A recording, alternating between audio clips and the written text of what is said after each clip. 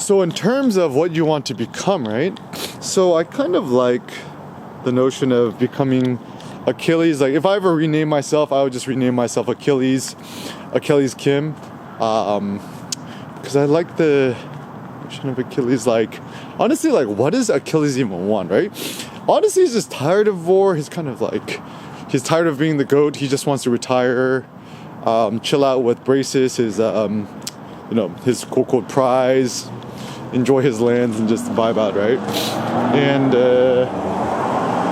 but alas, King Agamemnon, super greedy, right? Just wants to conquest more lands, get more gold, whatevs. And actually the lust for gold and more gold, it seems to be the prerogative of most men. All I want to do is hoard more bitcoins and cryptos and chain links. Like doing some research on Ethereum, kind of interesting. I need to finish the white paper. I mean, it's good. It's been around for like a decade. Like the first white paper by his name, Vitalik Buterin or whatever, right? It was still published in 2014, and essentially it's 2024 now. So if it's been around for a decade, that's a good sign. And I was randomly reminiscing, thinking about 10x gains. So I first got into the bitcoins at like $6,000 a bitcoin.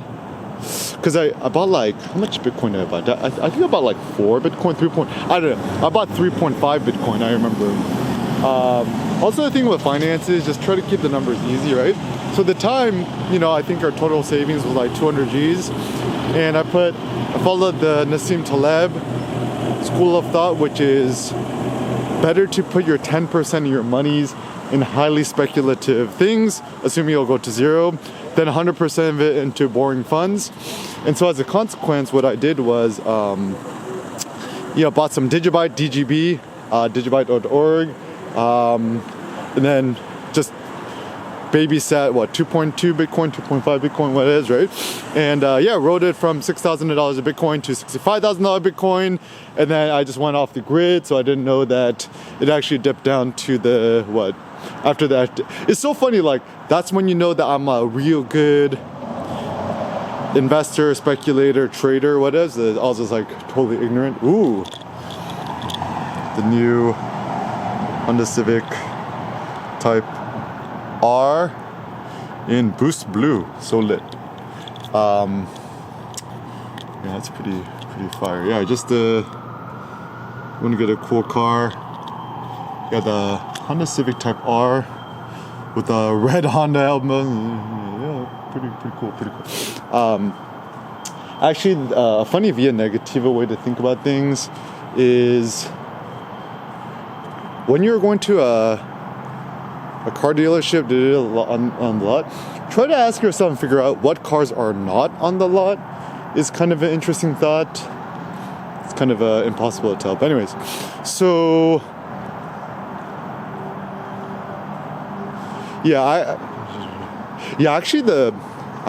I just saw somebody traded in at the Toyota dealership here in Culver a Tesla Model S Plaid in black. I'm like, why would you? I'm always kind of curious, like, why did people trade that in, right? So like, and also Tesla Model X. Why did they trade that in? It looks like people don't trade in their Tesla Model Ys, which means that they like them.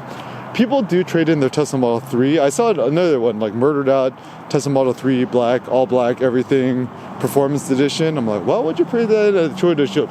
It's like, what are you trading in your Tesla for a Prius? Question mark. I mean, truth be told, I think the Toyotas are better cars than Teslas, but then the Teslas are obviously sexier and more interesting. I mean, if my Prius exploded and I no longer had it, like what car would I even get?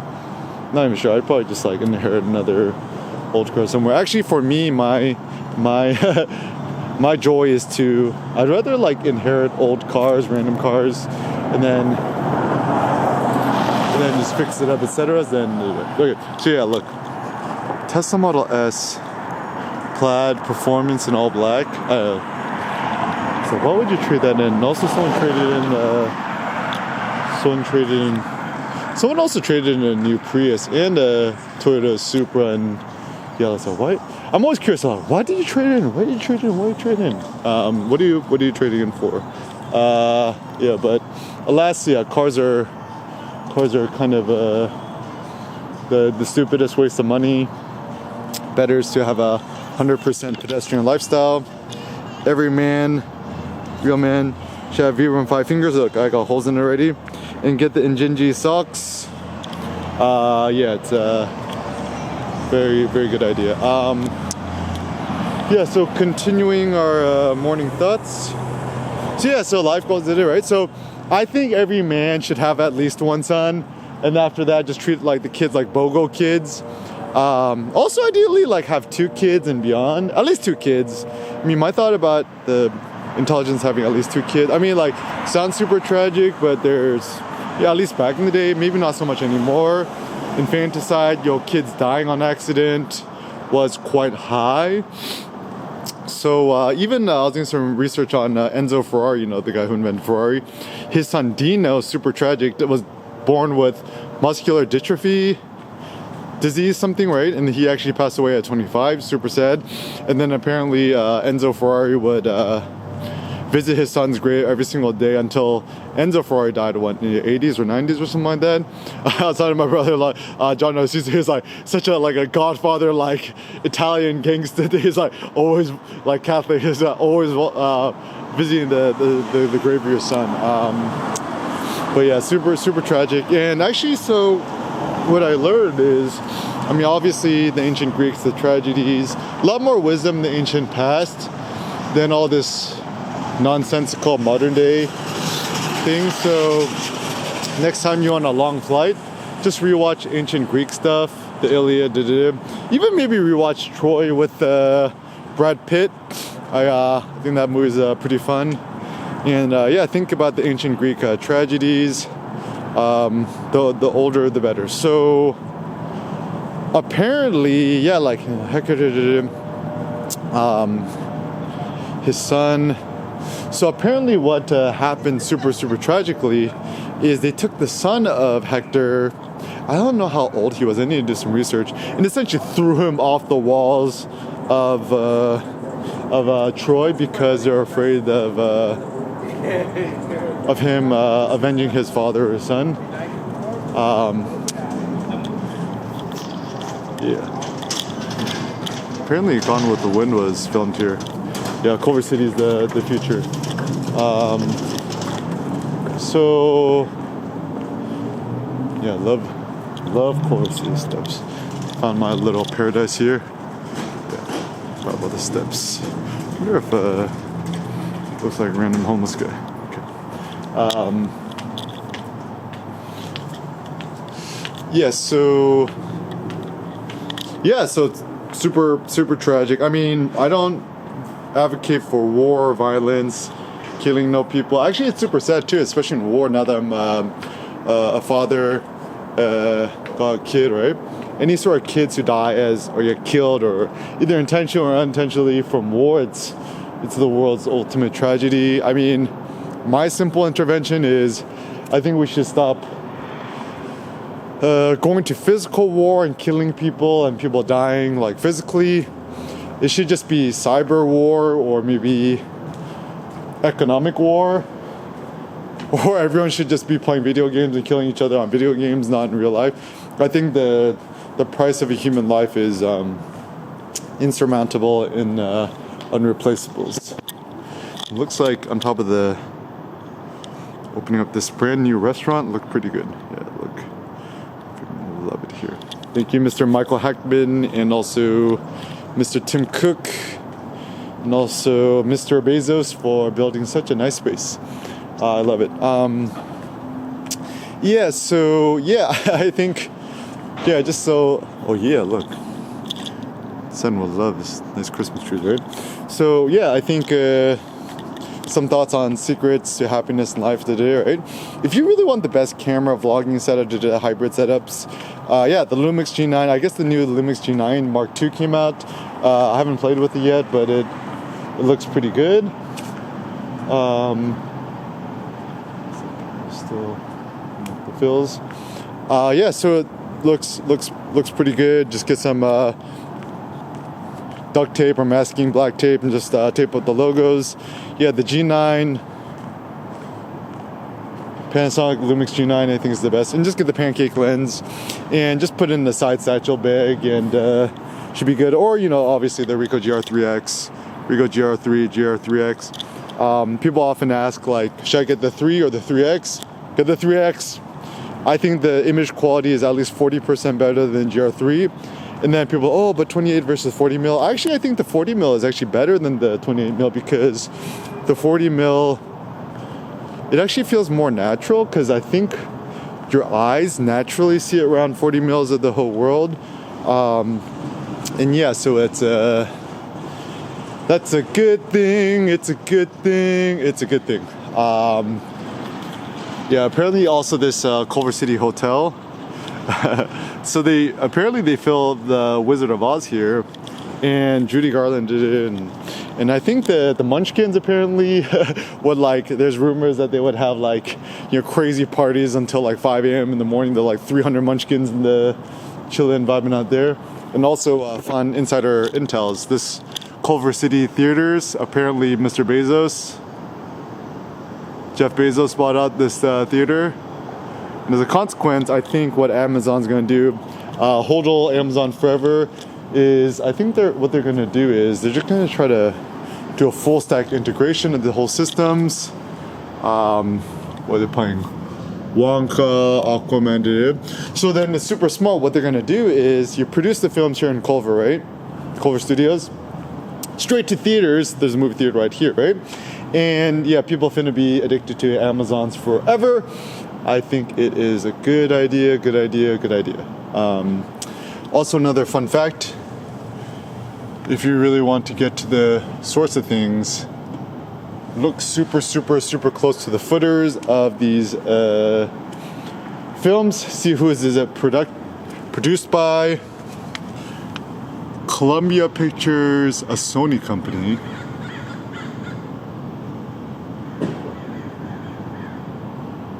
Columbia TriStar Marketings. Yeah, actually, one thing I'm grateful for my dad is Warner Brothers Pictures. Is that film for IMAX? Got me into films super early. He was a big film buff, and as a consequence, I love movies and films. What is this? Color Purple. Warner Brothers. Where's Warner Brothers? Yeah, I'm always just kind of honestly at this point, like I prefer living real life than watching movies, but alas, always kind of just more efficient than watching movies. Whenever you're going on, just watch the trailers. Like, I feel like you get 80% of the juice and the entertainment from a movie just watching the trailers. I think, and also, like, when you watch a trailer, within the first 10 or 15 seconds or not, you can see whether it actually interests you or not. And even 99% of movies out there, I think, won't have a big impact on you. So even for myself, the only movies that I am interested in is like either like dystopic films or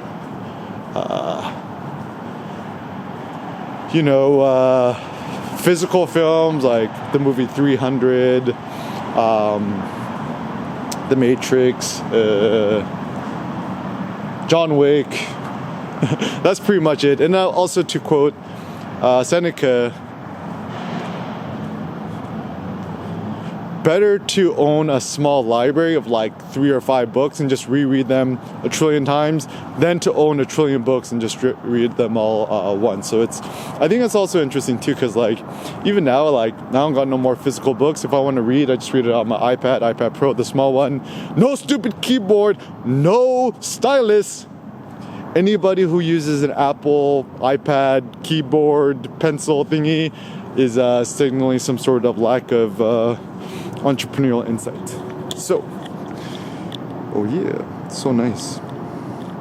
I'm actually starting to think it's like maybe a more efficient way to be a photographer, visual artist, creator, person, what is, right?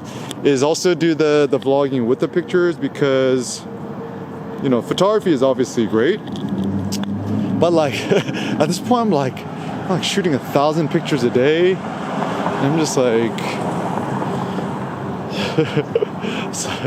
like the amount of photos that I'm shooting is actually outpacing how quickly I could review them. Oh yeah, look at that. Look at the water, so wabi-sabi.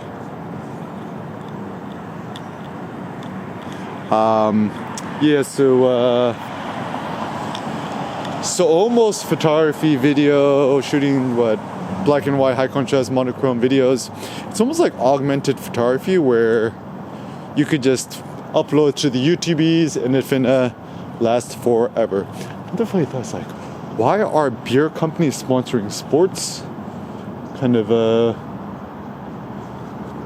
makes no sense. Oh yeah, also a good thing. Check this out. Nong La Cafe opening up, replacing the Jewish delicatessens. Yeah, it looks like Vietnam finna take over. Actually, it's funny because everyone's like, oh, China's gonna take over, everyone should learn Chinese. I'm like, no, bro, China ain't finna take over nothing. It's actually gonna be, I think Vietnam's actually the future because Vietnam is actually quite friendly with America in terms of this and that. And also like, so my personal thought on why Vietnamese is interesting is that the Vietnamese language, Quoc Ngữ, I learned this from CindyAwin.com, is that Quoc Ngữ, which is the Romanized script national language for Vietnam, was actually invented by the Portuguese missionaries, and they used the alphabetized thing for it. And so as a consequence, the big upside is you could actually write Vietnamese just by using an American keyboard without the accent marks and stuff like that, and people still kind of understand what you're talking about. Whereas like, good luck trying to learn Pinyin or classical Chinese. Like, yeah, it's not conducive to commerce. Even Korean is good too, but Korea slowly but surely is becoming more and more Americanized. I mean, essentially we have to consider South Korea like a neo-colony of America.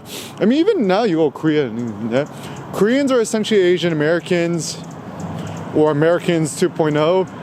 Culture values. The only difference is that they look Korean, they talk Korean, but even now, like a lot of languages in the Korean language is essentially just like we call it Konglish, right?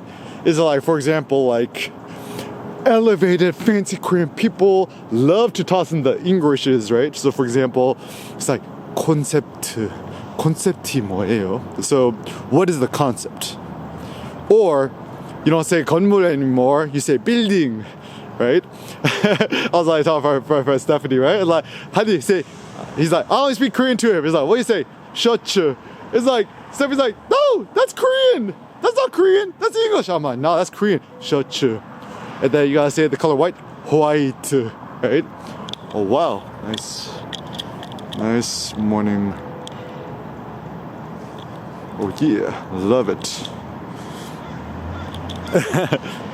Kanye song. You such an I love it, right? Your boyfriend is a dork, McLovin. What done happened to him? Actually, one rapper that I really like, the rapper 6ix9ine, Tekashi 6ix9ine, seems super ratchet, but yeah, his thoughts are pretty far. Ooh, yeah, look at that. It's so beautiful, so beautiful. Yeah, it looks like it's finally real winters in the SoCals, in LA's. Yeah, no rollerblades, skateboards, and bicycles. Yeah, so some future thoughts. Yeah, Culver City, best place to live in LA. I should run for mayor here. Culver City Hall. Yeah, super nice. Yeah, like, it's really the only place in LA worth living, in my opinion. I mean, we done checked out all the places. Not Santa Monica, not Beverly Hills, effing boring.